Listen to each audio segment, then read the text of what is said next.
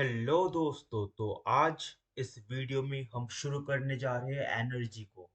तो अगर आपने पिछले वाले वीडियो नहीं देखे तो पिछले वाले वीडियो में मैंने वर्क को बहुत ही अच्छे से समझा के रखा हुआ है। तो मैं जरूर चाहूंगा कि आप वो वर्क पहले अच्छे से समझ ले फिर एनर्जी को समझे, क्योंकि ये दोनों जो है वो इंटरकनेक्टेड है। तो चलो अब हम शुरू करते हैं एनर्जी को। तो देखो, एनर्जी सबसे पहले होता क्या है। ये तो बहुत ही बेसिक सा चीज है एनर्जी। तो देखो, एनर्जी जो है वो किसी भी बॉडी का क्या बताता है, एबिलिटी बताता है कि वो कितना काम कर सकता है, उस चीज का एबिलिटी बताता है।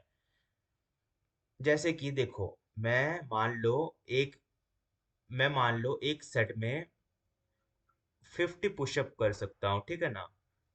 ये मेरा क्या है कि एनर्जी बताता है कि मैं एक सेट में 50 पुशअप लगा लूंगा। ये मेरा एनर्जी है, ठीक है ना। इतना एनर्जी है कि मैं एक सेट में 50 पुशअप लगा लूंगा।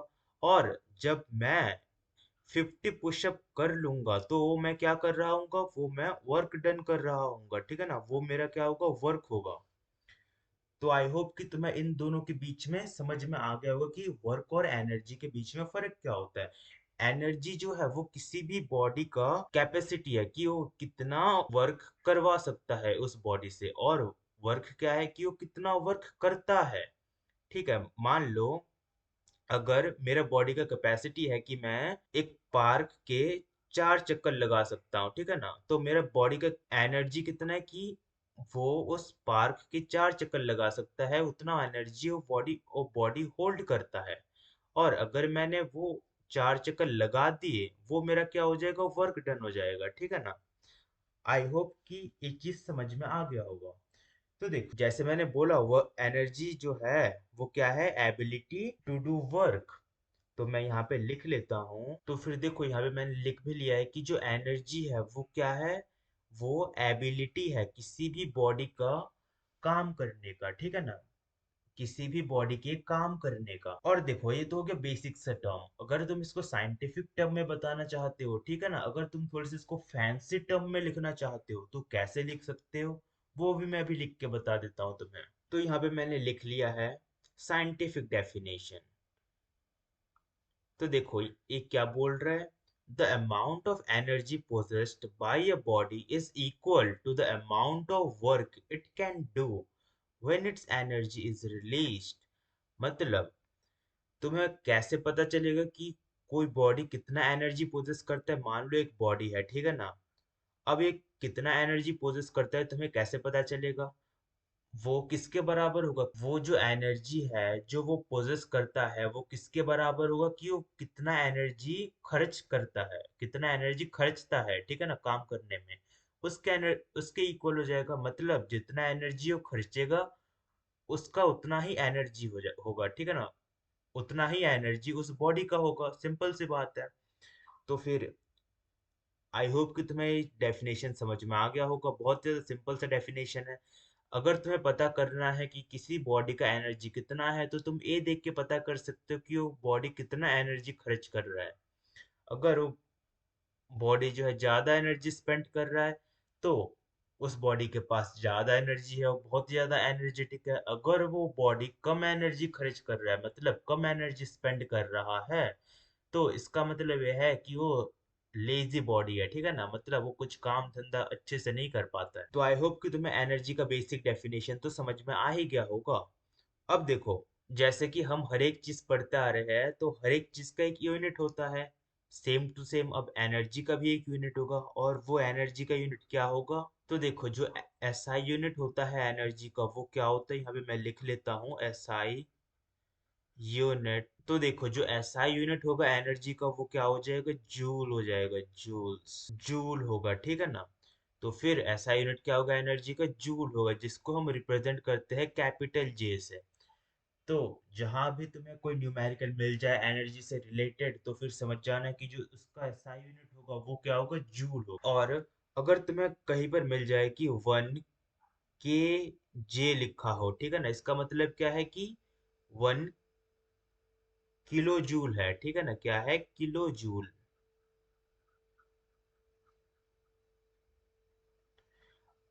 और 1 किलो जूल कितने जूल के इक्वल होता है, सिंपल सी बात है, 1000 जूल के इक्वल होगा, ठीक है ना। तो आई होप कि यहाँ तक तो समझ में आ गया होगा कि यूनिट क्या क्या होता है एनर्जी का।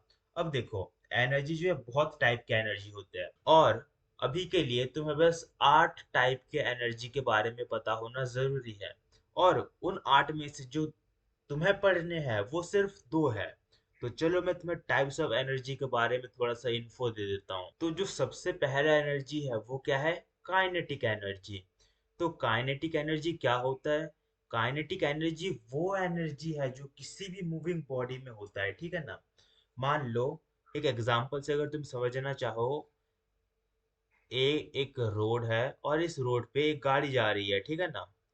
एक गाड़ी है, और जब ये गाड़ी जा रही है तो इसमें कुछ एनर्जी होगा।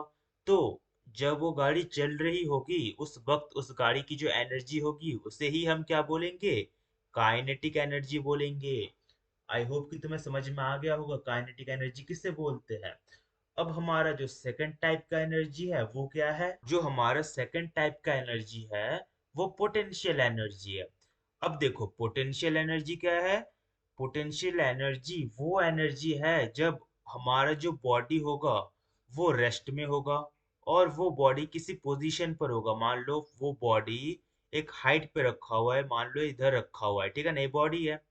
तो देखो, इस पोजीशन पर उस बॉडी की जो एनर्जी होगी उसको हम क्या बोलेंगे? पोटेंशियल एनर्जी बोलेंगे, ठीक है ना। और इस तरह से और भी बहुत सारी टाइप की एनर्जी है। तो हमारा जो थर्ड नंबर पे एनर्जी आता है वो क्या है? Chemical energy. अगर तुमने केमिस्ट्री पढ़ा होगा तो वहां पर केमिस्ट्री में तुम्हें बॉन्ड्स के बारे में पता होगा, ठीक है ना। जैसे कि देखो, एक कार्बन कार्बन बॉन्ड होता है, ठीक है ना। मान लो एक दो कार्बन जो है बॉन्ड बनाए हैं। अब इन ये जो बॉन्ड है, अब ये जो बॉन्ड है इसको अगर मैं तोड़ दूंगा तो उस बॉन्ड को तोड़ने से कुछ एनर्जी डिसिपेट होगा, ठीक है ना, कुछ एनर्जी निकलेगा। वो जो एनर्जी है वो क्या है? केमिकल एनर्जी है। अगर तुम्हें केमिकल एनर्जी का एग्जांपल देखना है तो जो गाड़ी पे फ्यूल डलता है वो जो है केमिकल एनर्जी का एग्जांपल है।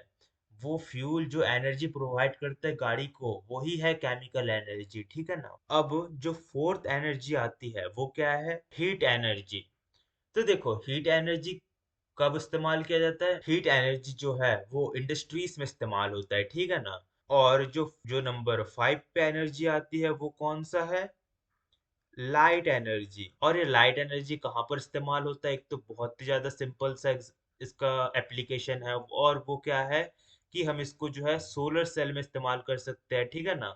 या फिर इसको जो है प्लांट इस्तेमाल करते हैं फोटोसिंथेसिस के प्रोसेस के लिए, ठीक है। तो इन इन जगह पे लाइट एनर्जी इस्तेमाल होता है।